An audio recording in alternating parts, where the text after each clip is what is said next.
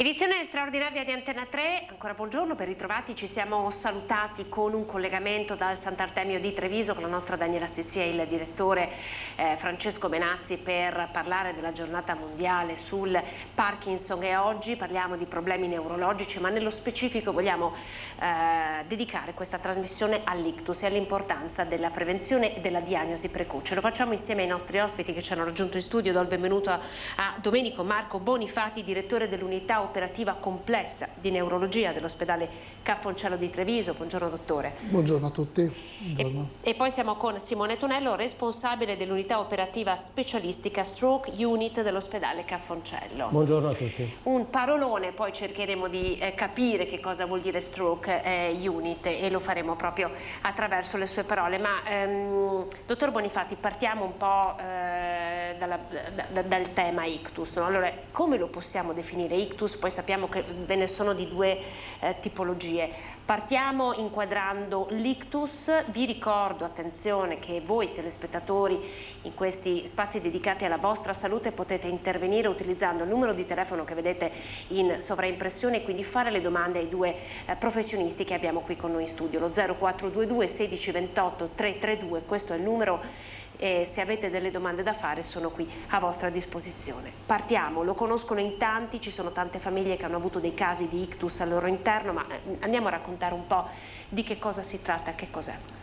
L'ictus innanzitutto diciamo che è una patologia estremamente importante perché stiamo parlando della seconda causa di morte e soprattutto della prima causa di disabilità. Quindi a differenza per esempio dell'infarto al miocardio, l'ictus nelle persone che sopravvivono nel 75% dei casi vi è una qualche disabilità, da lieve a molto grave.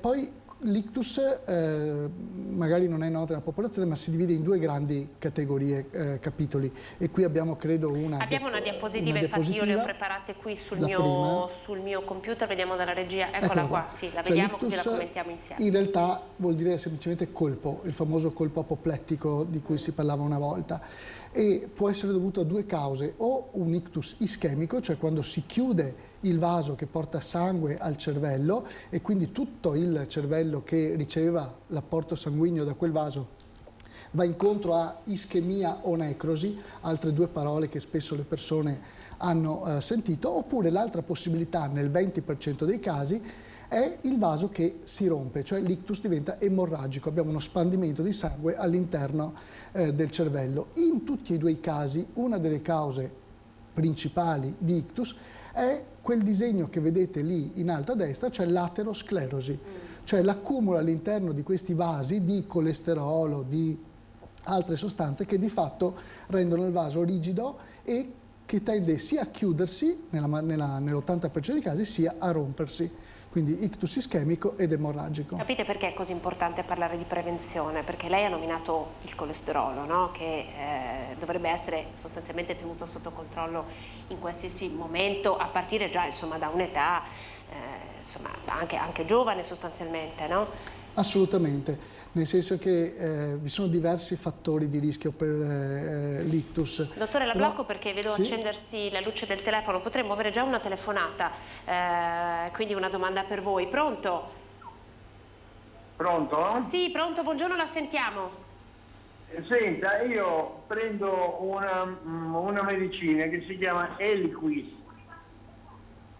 Sì? Nel caso dovesse, che appunto per prevenire l'ictus, è un antiaggregante, se dovessi avere bisogno di sospenderlo per qualche operazione che mi devo operare alla cataratta, cosa devo fare? Da dove ci chiama, ci perdoni? Treviso. Da Treviso, grazie. Ecco, quindi... Francesco. Grazie Francesco. C'è una persona sotto cura, sta già prendendo un farmaco, dovrebbe evidentemente sospenderlo per subire un'altra operazione e giustamente la paura è tanta, assolutamente. No? Quello che sta prendendo il paziente in realtà è un anticoagulante, non un antiaggregante, che normalmente si dà per quello che è un altro fattore importante di ictus, che è la fibrillazione atriale. Quando si va incontro a un intervento e si sta facendo un anticoagulante, in base al tipo di intervento ci sono diverse strategie da utilizzare. Intanto non va mai, ecco, diciamolo subito, non va mai sospeso di propria iniziativa. Quindi perché lo vediamo qualche volta che il paziente anticipa decisioni che spettano al chirurgo o al neurologo di togliersi il farmaco perché dovrà fare l'intervento. No, viene sempre deciso dal chirurgo che deve fare l'intervento. Ad esempio l'intervento di cataratta è un intervento a bassissimo rischio di sanguinamento che non necessita della sospensione. Interventi più importanti possono necessitare la sospensione, magari la sostituzione con degli altri farmaci. Quindi la domanda del nostro telespettatore potrebbe essere una domanda preventiva, difficile che sia stato annunciato che avrebbe dovuto sospenderlo, allora potrebbe essere una sua curiosità, insomma lei ci sta dicendo... È una cosa molto frequente, in realtà però ci sono proprio dei protocolli che in base al tipo di intervento si usano diverse strategie nella riduzione o sospensione o sostituzione dell'anticoagulante. Quindi sarà guidato, ovviamente. Assolutamente, assolutamente. Perché è così importante, dottore, parlare di ictus? Lei ha parlato di frequenza, no, con cui questo avviene. Perché è così importante parlarne? Perché forse possiamo, attraverso degli atteggiamenti, dei comportamenti corretti, prevenire? Assolutamente sì, e infatti abbiamo dei dati statistici di letteratura che ci dicono che nonostante l'ictus sia aumentato di frequenza per l'invecchiamento della popolazione, in realtà tutte le misure di prevenzione che abbiamo messo in atto negli ultimi anni hanno ridotto l'incidenza di ictus quando aggiustata per età. Quindi l'ictus è aumentato perché comunque per fortuna si vive di più, però se aggiustiamo questo valore per età in realtà siamo riusciti a ridurre l'incidenza di ictus e la disabilità per delle terapie che poi magari vedremo. Di cui parliamo con il professor Tonello. Esatto. Invece volevo chiedere alla regia di far vedere questa diapositiva, la diapositiva numero 2, che probabilmente in qualche modo vada a approfondire il ragionamento che si faceva prima, no? Tra l'ictus ischemico e quello emorragico. Esattamente, questo è per, diciamo così, rendere chiaro l'impatto di cosa succede all'interno del cervello. L'immagine a sinistra dove c'è quel triangolo nero è tutto territorio che è andato incontro ad ischemia. È quasi un mezzo emisfero che, essendosi chiuso un vaso piuttosto importante, una carotide o una cerebrale media, è tutto un tessuto cerebrale che è andato incontro a morte, a ischemia, a necrosi. A destra invece quella macchia bianca che vedete posteriormente è un'emorragia. Il sangue è ricco di emoglobina, di ferro, quindi all'attacco si vede molto bene come un bianco intenso e quello è il vaso che si è rotto e ha sparso il suo sangue all'interno del tessuto cerebrale che risulta così danneggiato. Vi faccio vedere un'altra diapositiva, quella che racconta i fattori di rischio. Assolutamente, questa è una diapositiva direi classica dove i fattori di rischio vengono distinti in non modificabili, quindi i fattori su cui non possiamo agire, che sono l'età ovviamente, il sesso, di solito i maschi sono più soggetti a ictus delle femmine, l'etnia, alcuni fattori genetici su cui chiaramente non possiamo influire, ma come vedete invece a destra ci sono tutta una serie di fattori di rischio cosiddetti modificabili su cui possiamo sicuramente agire e quindi la pressione da tenere sotto controllo, attenzione perché con l'età, proprio perché il vaso diventa più rigido, la pressione si alza quasi direi fisiologicamente, cioè è normale che la pressione con l'età si alzi, ma sappiamo che se la teniamo più bassa possiamo ridurre il rischio di ictus, il diabete, il peso, il colesterolo, la sedentarietà. Facciamo rivedere la slide così anche ecco, esatto, è chiaro per i telespettatori. Il fumo per esempio. E l'ultimo di questi fattori è uno su cui ci tengo molto perché sono le apnee nel sonno. Questo è un fattore di rischio, diciamo così, poco conosciuto, poco noto, ma molto importante. Chi russa molto e ha delle apnee, non solo russa, ma va anche in apnea, ha un fattore di rischio per l'ictus per il semplice fatto che non ha quel calo fisiologico della pressione che di notte avviene, cioè di notte la pressione in tutti noi tenderebbe a diminuire.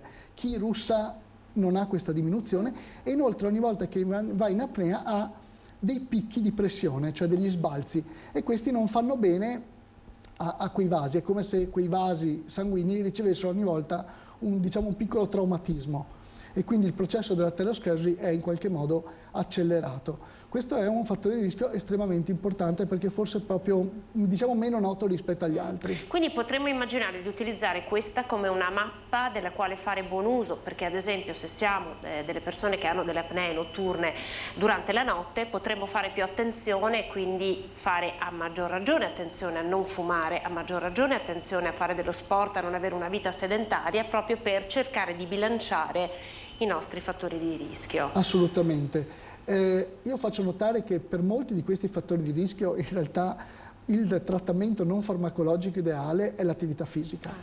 La pressione, il diabete, è chiaro che se uno è diabetico, però anche la glicemia può essere tenuta sotto controllo con un'adeguata attività fisica. Il colesterolo, vedete, l'alimentazione, naturalmente per esempio nelle apnee conta molto il peso, nelle apnee del sonno. Per cui moltissimi di questi fattori, diciamo, hanno un trattamento non farmacologico che può un po' prenderli tutti, ed è l'attività fisica, che dovrebbe essere un'attività fisica aerobica prolungata, 30-40 minuti al giorno di camminata a passo spedito, quindi bisogna un po' stancarsi. Okay? E questa è sicuramente la terapia e la prevenzione migliore che andrebbe iniziata fin da giovani. Magari anche abbandonare degli stili di vita, no? Perché a volte abbiamo delle vite frenetiche, però provare a valutare la bicicletta, provare a valutare anche il fatto di andare a fare delle spese, magari con un carrellino, però fare una camminata, no? Rispetto a altre abitudini di vita, se proprio facciamo fatica a immaginare di iscriverci ad un'attività sportiva, perché c'è sempre questo gap, no? Questo salto che si fa fatica a fare quando si approccia alla scelta di iscriversi ad un'attività fisica in particolare, piuttosto che semplicemente cambiare un po' il nostro stile di vita. Assolutamente, io dico sempre, insomma, la palestra sì, ben venga, ma alla fine l'attività fisica è quella di andare fuori a fare una bella passeggiata lunga, camminare a passo spedito, magari anche in leggera pendenza, quella è l'attività fisica migliore. Adesso parleremo anche un po' di differenza tra avere una certa età e anche giovani, no? Per capire anche quanto i giovani possono essere a rischio. Però vorrei passare la parola al dottor Tonello. Partiamo dal definire che cos'è una stroke unit, cioè quali tipi di servizi vengono fatti all'interno dell'ospedale e come è strutturata questa unità che in qualche modo prende in cura chi è colpito da ictus.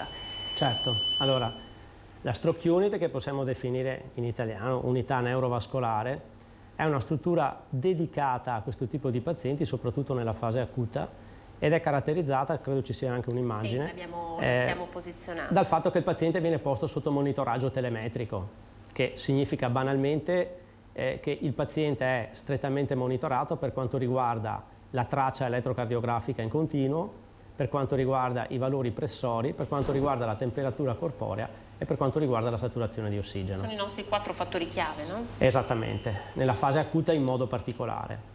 Il monitoraggio telemetrico viene mantenuto almeno 48 ore nel paziente ricoverato in urgenza, poi è chiaro che a seconda delle condizioni del paziente, a seconda di eventuali potenziali complicanze, questo monitoraggio telemetrico può essere prolungato in ragione di quanto il paziente ne ha bisogno della sua stabilità clinica ed emodinamica. E poi all'interno della stroke unit chiaramente il paziente ha a disposizione non soltanto la possibilità del monitoraggio telemetrico, ma anche la possibilità di essere seguito da personale che è dedicato e che quindi ha esperienza sull'ictus, sia dal punto di vista medico che dal punto di vista infermieristico.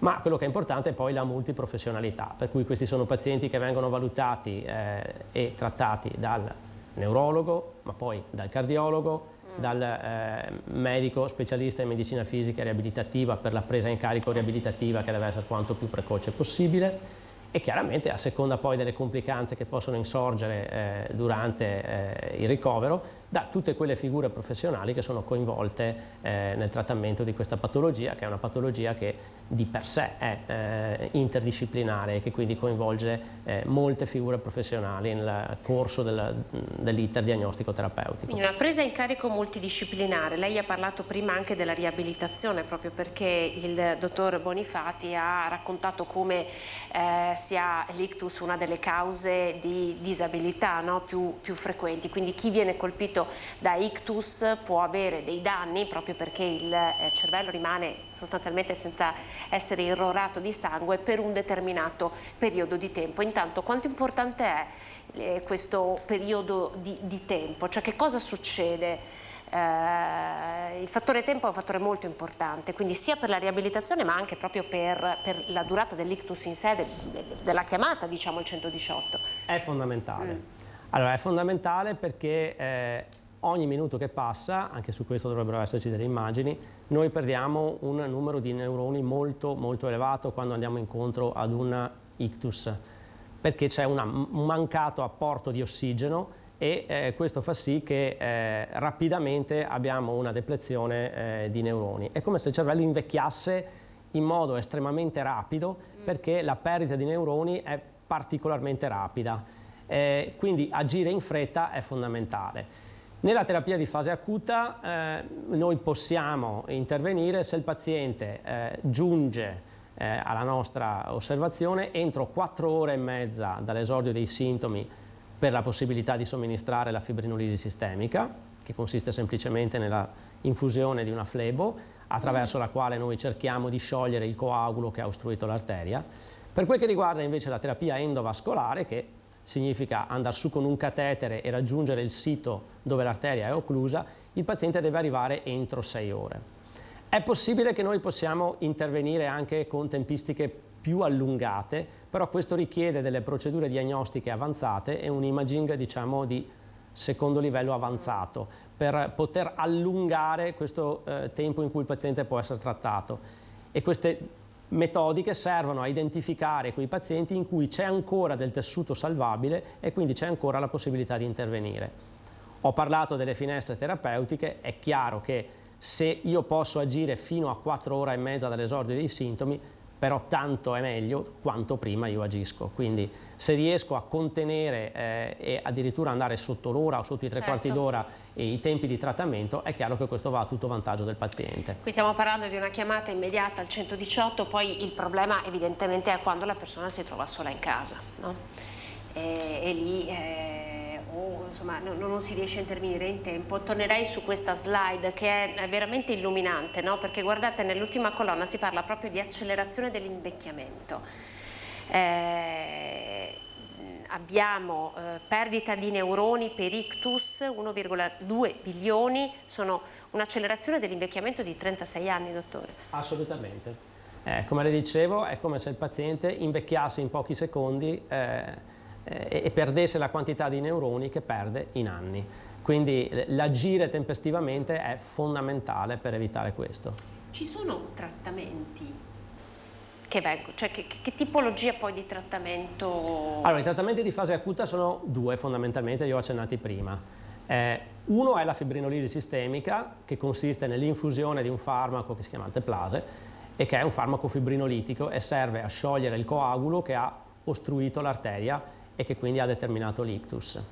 L'altro, che può essere usato anche in combinazione, non è un'alternativa, è l'approccio tramite terapia endovascolare, che è all'appannaggio dei colleghi neuroradiologi e che consiste nel risalire e navigare le arterie attraverso un catetere, raggiungere il sito di occlusione e lì a quel punto si agisce fondamentalmente in 2 modi, o tramite un processo di aspirazione, cioè si tende proprio di aspirare il coagulo e portarlo via, oppure, laddove non sia possibile fare questo, di agganciarlo con dei cateteri e di estrarlo in modo tale da liberare l'arteria. La buona riuscita di questi interventi dipende anche dalle condizioni di salute generali del paziente, quindi le cose di cui si parlava prima, la pressione arteriosa piuttosto che l'età, no? Assolutamente. Allora, è fondamentale il punto di salute di partenza del paziente, questo senza dubbio.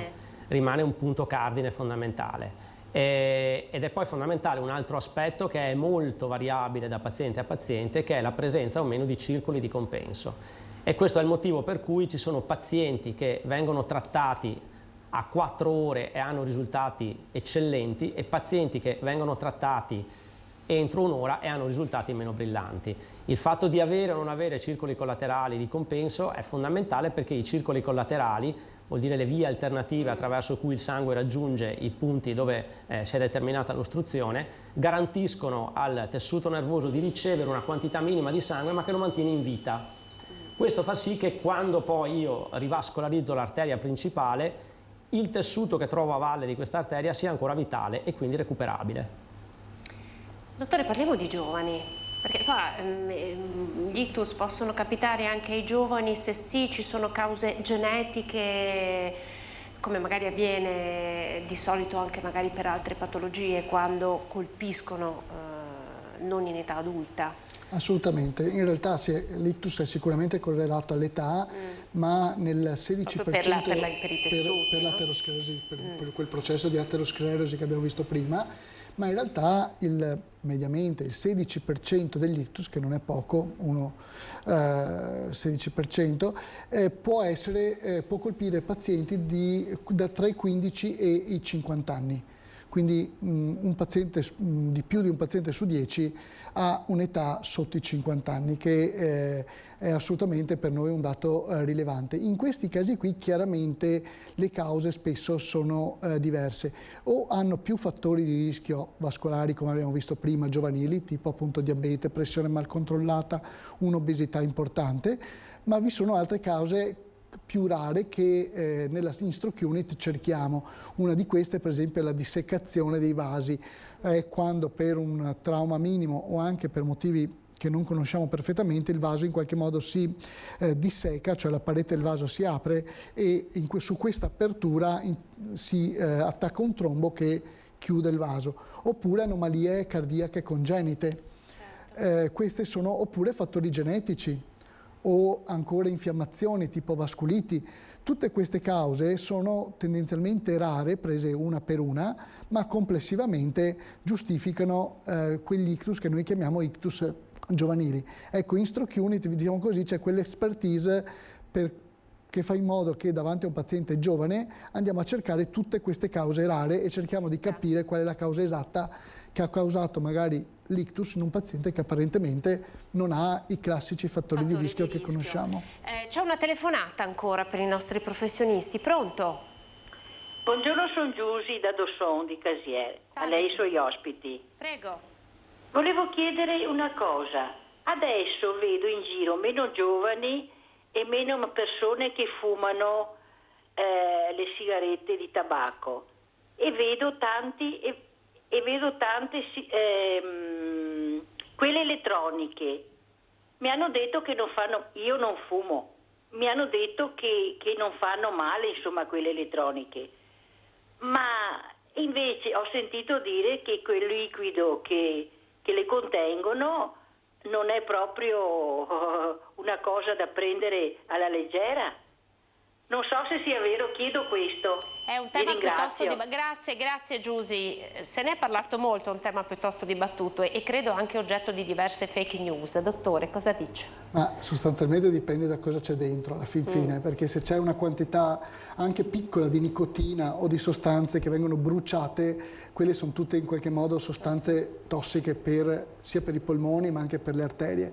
Se è solo vapore acqueo, chiaramente no, però ecco, dipende sempre cosa c'è dentro le sigarette elettroniche. So che ce ne sono di vari tipi, non è che sia un esperto di sigarette elettroniche, ma so che ce ne sono vari tipi con varie quantità di nicotina o senza assolutamente alcuna sostanza all'interno. Sicuramente è un tema... Meglio non fumarle comunque. Ecco.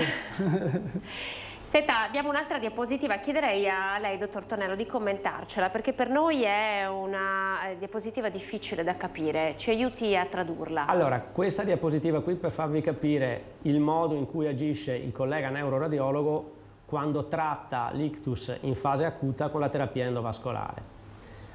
Allora, in alto a sinistra voi vedete, il punto di partenza è sempre lo stesso per tutti questi tipi di trattamento, cioè il raggiungere il sito dove l'arteria è occlusa con un catetere. A quel punto lì poi si aprono delle possibilità che il collega neuroradiologo valuta e sceglie a seconda del tipo di occlusione a cui siamo di fronte, a seconda del tipo di compensi che il paziente ha, a seconda del tipo di trombo a cui si trova davanti. In realtà la somministrazione dell'agente trombolitico per via intraarteriosa, che è la prima immagine che vedete in alto a sinistra, non è particolarmente praticata. Forse si praticava di più una volta, adesso si tende ad agire in modo più pulito, ovvero ad usare meno farmaci. Le procedure che vengono impiegate di più, come vi dicevo, sono quelle della tromboaspirazione. Vedete l'immagine in D. Si raggiunge il sito di occlusione, a quel punto lì si aspira, veramente è proprio un'aspirazione vera e propria, e in questo modo si tira via il coagulo disostruendo e liberando il lume dell'arteria.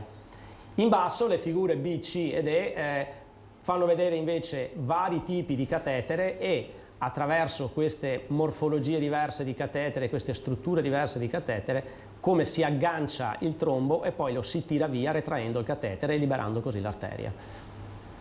Senta, ci sono dei sintomi conclamati per l'ictus? Perché poi insomma ci sono anche diverse persone che per un mal di testa molto forte si spaventano molto e magari vanno anche al pronto soccorso. Certo.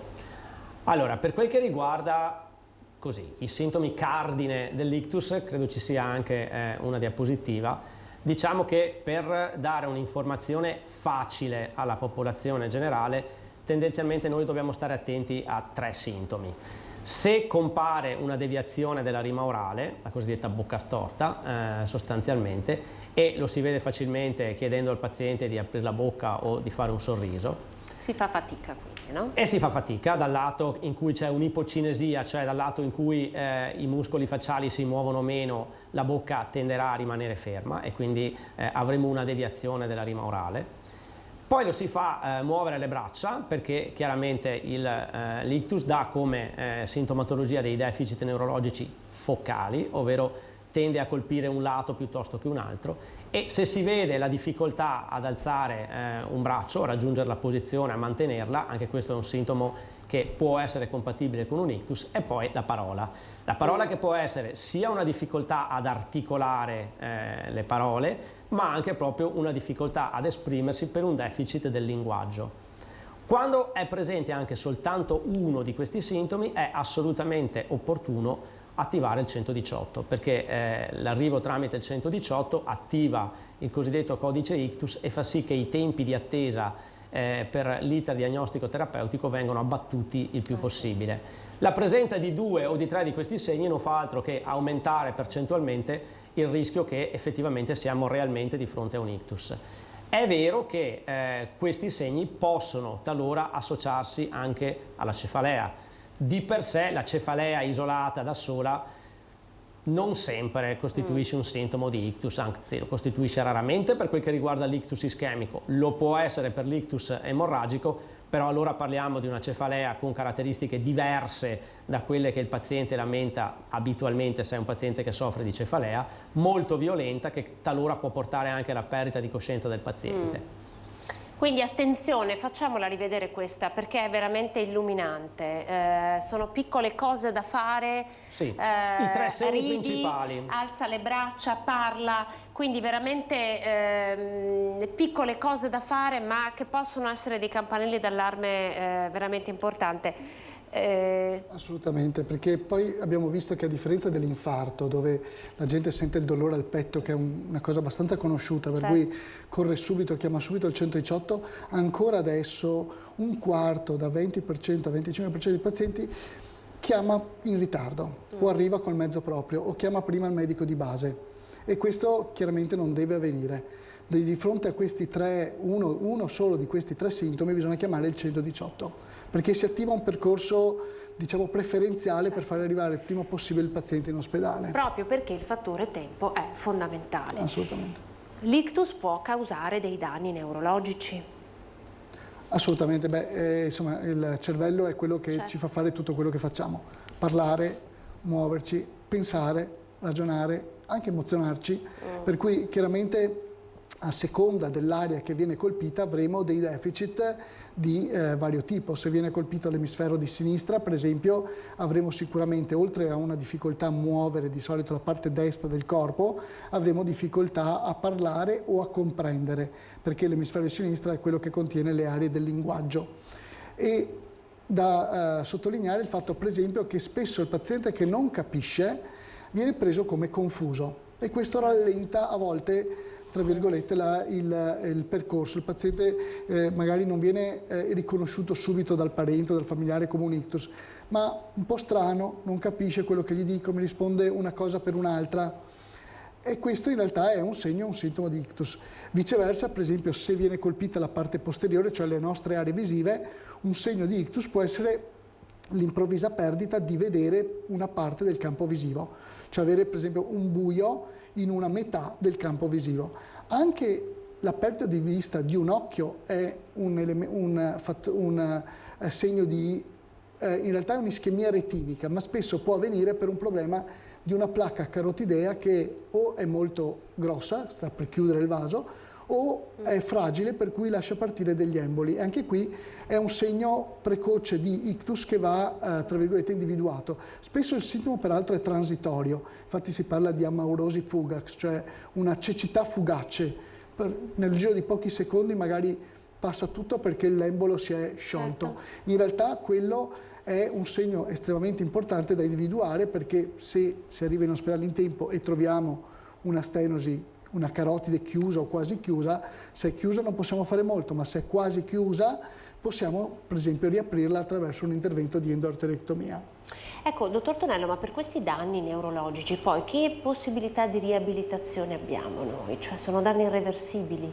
No, non lo sono, o comunque non lo sono completamente o non lo sono sempre. Allora, quella che sarà la prognosi del paziente è difficile valutarla nella fase iperacuta di un ictus, ma col passare dei giorni poi uno si rende conto quali saranno le potenzialità di recupero per quel paziente. Chiaramente in parte il recupero è spontaneo e dipende da quella che viene definita in gergo tecnico plasticità neuronale, ovvero semplicemente dei neuroni vicini a quelli morti sostituiscono le funzioni di quelli morti, e questo fa sì che il paziente possa recuperare le abilità motorie piuttosto che le capacità di linguaggio, piuttosto che la visione. È chiaro che non sempre il recupero è completo e non sempre impedisce che ci siano delle sequele neurologiche. Su questo chiaramente è poi fondamentale anche l'apporto del medico specialista in medicina fisica riabilitativa, che individua il paziente candidato a un trattamento riabilitativo che viene fatto sia tramite il lavoro del fisioterapista che tramite il lavoro del logopedista. Quindi sia una riabilitazione dal punto di vista motorio che una riabilitazione dal punto di vista dell'uso del linguaggio, ma anche della deglutizione, che molto spesso è colpita in questi pazienti. E quindi c'è un lungo percorso poi da fare dal punto di vista riabilitativo, che farà sì che il paziente recuperi al meglio il deficit dal quale parte. Ora, tendenzialmente si tende a dire che il paziente colpito da un ictus ha delle potenzialità di recupero fino a 6 mesi dall'evento. Noi sappiamo che in alcune occasioni si può arrivare anche fino all'anno da quando è successo l'evento. Oltre l'anno probabilmente, se ci sono dei deficit residui, questi deficit rimarranno. Questo non significa che il paziente non possa giovarsi comunque in seguito di cicli di riabilitazione, anche per mantenere il grado di autonomia che è stata raggiunta, e per non riperderlo. Abbiamo un'altra telefonata, pronto? Buongiorno. Prego, buongiorno. Sono Paolo da Montebelluna. Volevo chiedere ai suoi gentili ospiti se è utile da un punto di vista in ottica preventiva l'esame all'ecodoppler al collo. Allora, l'ecodoppler dei vasi dei tronchi sovraortici è sicuramente un esame che è indicato in fase preventiva, in ragione però dei fattori di rischio che un paziente ha. È chiaro che se un paziente presenta una serie di fattori di rischio rappresentati dall'ipertensione, piuttosto che dal diabete, piuttosto che dall'ipercolesterolemia, dall'obesità, quelli che abbiamo visto prima, è opportuno che si sottoponga a un ecodoppler dei tronchi sovraortici per valutare lo stato delle arterie cerebroafferenti, cioè quelle che portano il sangue al cervello, e quindi per escludere la presenza di stenosi che poi andranno monitorate. Vero è però che pazienti giovani che non hanno fattori di rischio non necessariamente devono per forza essere sottoposti, soprattutto in giovane età, a questo tipo di esame. Vi ringrazio, io ho 65 anni, comunque non sono più giovane. 65 anni sono tanti, allora, dottore? 65 anni non sono tanti. 75. Allora, sappiamo che oltre i 70 anni il rischio di avere un ictus sicuramente è aumentato rispetto a una popolazione più giovane. Nel suo caso l'esecuzione di un ecocolor doppler dei vasi del collo è sicuramente indicato, a maggior ragione se dovesse avere dei fattori di rischio, come detto, rappresentati da ipertensione, ipercolesterolemia, diabete, eccetera, eccetera, e comunque poi va periodicamente controllato. Anche qui le tempistiche secondo cui ricontrollare l'esame dipendono dalla presenza o meno dei fattori di rischio, da quanto sono bene controllati e dallo stato delle carotidi nel momento in cui facciamo la prima volta l'esame. Vi ringrazio, buona giornata. Grazie a lei per averci contattato. Allora noi andiamo in pubblicità e poi torneremo a parlare di ictus. Vorrei anche toccare il tema dell'intelligenza artificiale, no? Perché anche per andare a raccontare attraverso la vostra esperienza i passi in avanti che sono stati fatti dalla medicina e dalla scienza proprio per intervenire in patologie di questo tipo. Andiamo in pubblicità, poi ancora qui con il nostro spazio dedicato alla salute e al benessere.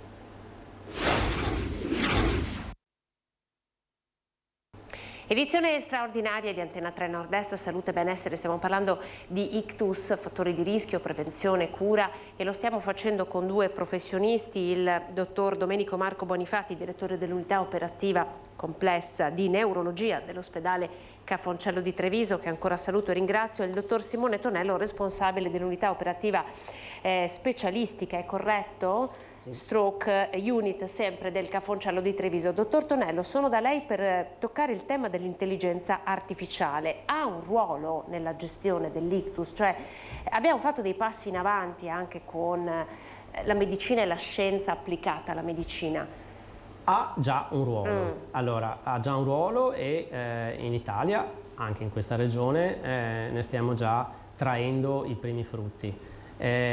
Se pensiamo per esempio che la Regione Veneto sta iniziando ad utilizzare ed implementando un sistema costituito da un software che serve a interpretare le immagini TAC e quindi a identificare le zone che sono state colpite da ictus, ma soprattutto poi a identificare la sede dell'arteria occlusa e la presenza o meno di tessuto salvabile. Ovviamente il grosso vantaggio di questo tipo di intelligenza artificiale, perché di fatto lo è quello di consentire anche nei luoghi in cui mancano alcune figure prettamente specialistiche come quella dei neuroradiologi, di poter identificare in modo precoce pazienti che sono potenzialmente in grado di essere trattati in fase acuta e quindi di essere sottoposti a terapie di perfusione che possano garantire un miglior outcome.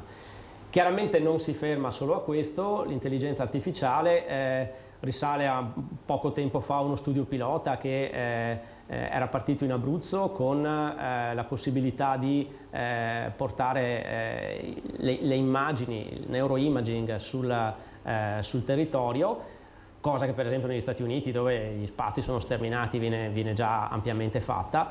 E il grosso vantaggio di questo è la possibilità di identificare da parte di personale non medico, tramite una strumentazione che sia in grado di fare diagnosi differenziale tra un ictus ischemico e un ictus emorragico, ne abbiamo visto prima la differenza, da parte del personale paramedico, e che quindi questo consenta di attivare la possibilità di iniziare un percorso della fase acuta dello stroke dal territorio senza necessariamente che ci sia il medico sul posto. Allora, l'intelligenza artificiale sicuramente ha già un ruolo, di sicuro ne avrà molto di più nel futuro. È interessante. È chiaro, è estremamente interessante questo aspetto. È chiaro che al momento ha dei limiti, è chiaro che al momento deve essere guidata da chi si occupa specificamente dell'argomento e che quindi ha un'esperienza specifica in questo, ma le potenzialità di questa cosa sono veramente sconfinate. Sì. Insomma, immaginiamo anche già rispetto a quello che ci aveva fatto vedere prima i passi da gigante che sono stati fatti nella gestione, no, dell'ictus, no, con quella diapositiva che abbiamo fatto vedere prima. Prego, dottore. Questo magari è un punto da ricordare, nel senso che dobbiamo pensare che le sperimentazioni che hanno confermato la possibilità di andare su con un catetere, aprire il vaso, sono del 2015, cioè quindi stiamo parlando di 7-8 anni fa. Fino ai primi anni 2000 non c'era la trombolisi, cioè la possibilità di aprire un vaso con un anticoagulante, cioè tutto quello di cui ha parlato oggi il dottor Tonello sono degli avanzamenti dal punto di vista terapeutico degli ultimi 10-15 anni che hanno dell'incredibile. Io quando ero giovane specializzando arrivava l'ictus, lo si metteva a letto, gli si dava l'aspirina e si aspettava. Certo. Cioè, quindi forse ecco questo è bello sottolinearlo, esatto, perché quante vite sono state salvate proprio grazie a questo. Abbiamo una telefonata, pronto? Pronto? Pronto? Sì, prego. Sì, buongiorno, sono una signora che chiama qua vicino Noale. Io ho un Parkinson circa dal 2017, però chi mi vede dicono che non sembra Perché tanto vado via quando dei ambulatori perché da sola neanche col bastone non ce la faccio, ho sempre paura di cadere. E alla sera purtroppo se non sono che sono in casa devo essere appoggiata continuamente perché vado per terra, alla sera questo mi capita. E poi non parliamo quando mi devo coricare a letto, sono tremendi dolori dappertutto il corpo. Come mi devo comportare? Io sono seguita dal mio neurologo che sto prendendo dei farmaci. Adesso dovrò ritornare perché vorrei sapere se c'è un centro specifico per questa malattia. Tra l'altro oggi è la giornata mondiale sul Parkinson, la facciamo rispondere dal dottor Bonifatti, grazie per averci contattato. Quindi la signora è già in cura ma forse chiede, devo far rivalutare le mie cure se verso la sera inizio ad avere dei peggioramenti? Assolutamente, il Parkinson come altre malattie neurologiche è una malattia cronica e progressiva, anche se la progressione, bisogna subito dirlo, può essere molto variabile da persona a persona, può essere più veloce, più lento anche a seconda dell'età di esordio.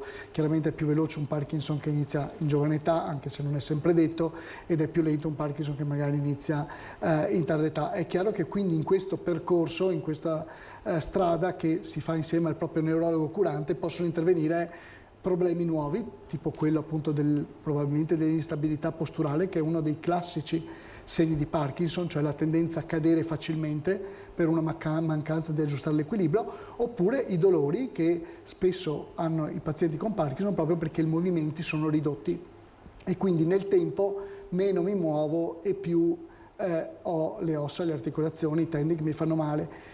Chiaramente quindi per la signora è opportuno che magari risenta il suo neurologo curante che la conosce bene.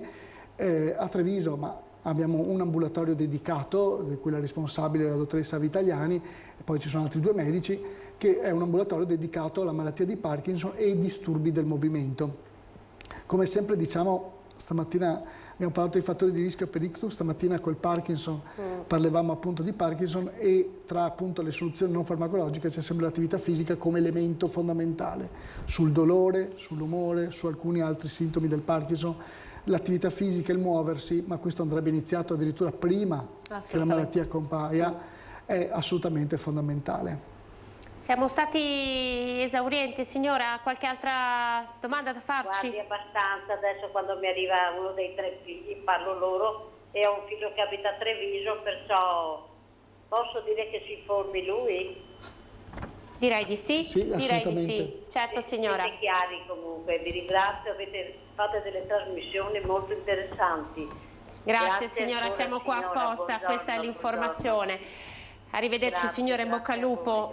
Buona giornata. Buona giornata. Ha parlato prima, dottor Bonifatti, di allenamento, no? Ma c'è anche, dobbiamo tenere conto anche che è importante allenare il cervello. Potrebbe essere una buona cura post-ictus anche allenare il cervello con la parola, con l'interazione, la socializzazione. Quanto è importante è l'allenamento cognitivo? Assolutamente, è fondamentale direi. Infatti adesso noi abbiamo parlato dell'ictus come chiusura di un vaso o un'emorragia con un danno acuto importante, però esistono anche delle piccole ischemie che si creano nel tempo dovuta all'arteriolosclerosi, cioè quindi alla sclerosi dei piccoli vasi sanguigni che nel tempo, negli anni, può portare anche a quadri di deterioramento cognitivo o di demenza vascolare. Il cervello in realtà, come diceva il dottor, ha una grossa plasticità in questo senso, soprattutto per le funzioni più diciamo così, complesse, le funzioni cognitive, il ragionamento, le abilità per esempio matematiche, tutte queste abilità coinvolgono varie aree del cervello e più io sono allenato, quella che in gergo tecnico viene chiamata riserva cognitiva, e meno subirò, diciamo così, l'invecchiamento che il cervello subisce nel tempo, cioè più sarò in grado di diciamo così, vicariare questi microinfarti, queste micro ischemie che avvengono nel tempo, per cui l'allenamento in termini di lettura, in termini di sudoku, di settimana enigmistica, di socializzazione. Si diceva prima, uno dei fattori per esempio più importanti per il deterioramento cognitivo o la demenza è la sordità, perché priva il soggetto di input sensoriali.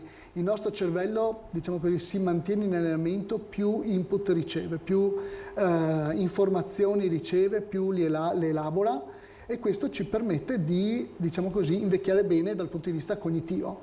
Questo è dimostrato sia nel campo della demenza di Alzheimer, ma anche nel campo della demenza vascolare, che proprio è il deterioramento legato a queste microischemie che colpiscono il cervello nell'arco della vita e che magari, tra virgolette, non vengono individuate se non con esami neuroradiologici tipo l'attacco, la risonanza.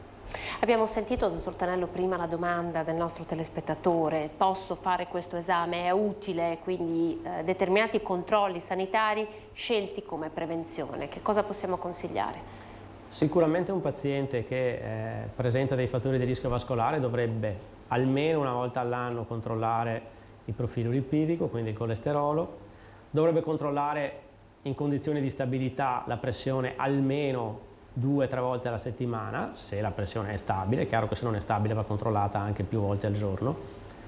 Quindi almeno una volta all'anno gli esami del sangue, la pressione controllarla con frequenza, controllarsi laddove ci sia stato un evento e laddove noi non siamo riusciti a identificare chiaramente una causa, la frequenza cardiaca in modo abbastanza diciamo così scrupoloso. Adesso ci sono gli apparecchi per il controllo della pressione che ti danno anche delle informazioni sulla frequenza cardiaca, e questo consente per esempio a volte di identificare gli episodi di fibrillazione atriale che altrimenti ci sfuggirebbero, ed eseguire l'ecocolor Doppler TSA. Questo è un altro esame, chiaramente farsi seguire laddove ci siano dei fattori di rischio particolari, in modo particolare il diabete, quindi effettuare regolari controlli dal diabetologo, seguire in modo scrupoloso la dieta e effettuare effettivamente tutti quei cambiamenti di stile di vita che sono importanti tanto quanto, se non più, le medicine per prevenire gli eventi cerebro-cardiovascolari. Quindi insomma attenzione anche che può essere portata già da un medico di base, da un medico di medicina generale, no? Assolutamente, assolutamente. Il regolare diciamo così, il regolare controllo che fa il medico di medicina generale in termini di prescrizione degli esami necessari dal punto di vista preventivo e degli esami del sangue annuali su cui poi valutare eventuali ulteriori approfondimenti sono il punto di partenza basilare per prevenire questo tipo di patologie. Credo che vada magari tra i fattori di rischio che devono essere controllati e che possono essere controllati a domicilio. Tornerei un secondo sulla fibrillazione atriale, perché diciamo magari è meno conosciuto dell'aterosclerosi, delle stenosi, delle placche, però è un fattore di rischio che quando troviamo, se ci sono determinate condizioni o altri fattori di rischio, cambia la terapia. Si passa da una terapia antiaggregante, l'aspirina per capirci, a una terapia anticoagulante. Spesso di fronte a un ictus quello che viene fatto con la telemetria in stroke unit è andare a cercare a fondo una fibrillazione atriale, perché questo appunto è un cambia la terapia. A volte non la troviamo perché è episodica. Quando il paziente è ricoverato a noi non ha fibrillazione atriale, però magari l'ha avuta i giorni precedenti. Per cui una delle cose, un messaggio che possiamo dare alla popolazione è che soprattutto se hanno fattori di rischio per ictus o se hanno già avuto degli eventi, il controllo del polso a domicilio, per esempio, o l'usare queste macchinette per la pressione che valutano anche la possibilità, non hanno una precisione del 100%, ma ti dicono quando c'è una possibile fibrillazione atriale, è molto importante, perché se questa aritmia, la fibrillazione atriale sostanzialmente sono gli atri che non battono più regolarmente ma fibrillano e quindi la frequenza cardiaca è completamente disordinata. Noi lo percepiamo. E noi a volte si percepisce, a volte no. Però se il paziente lo percepisce o controllando il polso sente che è completamente irregolare e questo dura sufficientemente a lungo, si può scendere alla farmacia di sotto, fare un elettrocardiogramma, perché se viene trovata ecco che abbiamo un'arma terapeutica in più. Questa è un'informazione che forse magari è meno nota nella popolazione, ma che è estremamente importante. Tra l'altro lei ha toccato anche il tema del se è già capitato un episodio e può ricapitare, può succedere proprio perché evidentemente ci sono stati anche dei fattori di rischio, no? Quindi a maggior ragione attenzione, quindi sia con gli esami di routine che con il controllo del polso. Di pressione e del polso. Direi che insomma siamo stati abbastanza esaustivi, abbiamo detto un po' tutte le cose, poi avete questi professionisti, avete sentito che c'è un centro dedicato apposta e quindi un punto di riferimento per la cura dell'ictus, la presa in carico dei pazienti colpiti da ictus. Io ringrazio i nostri professionisti per essere stati con noi e aver provato insomma a raccontare, a parlare di ictus. Abbiamo sempre tanta paura di parlare di questi temi, ma è importante perché abbiamo così il dovere di essere più consapevoli che possiamo avere un ruolo attivo anche nella nostra salute, anche attraverso queste piccole cose che abbiamo provato a raccontarvi. Grazie al dottor Simone Tonello, responsabile dell'unità operativa specialistica Stroke Unit dell'ospedale Caffoncello di Treviso. Grazie al dottor Domenico Marco Bonifati, direttore dell'unità operativa complessa di neurologia del Caffoncello di Treviso. Grazie a voi. Grazie per essere stati con noi, a voi telespettatori per averci seguito. La edizione straordinaria di Antena 3 termina qui. Vi ricordo che l'informazione torna ovviamente sui nostri canali a partire dalle 18:30. Intanto vi auguro una buona giornata. Arrivederci.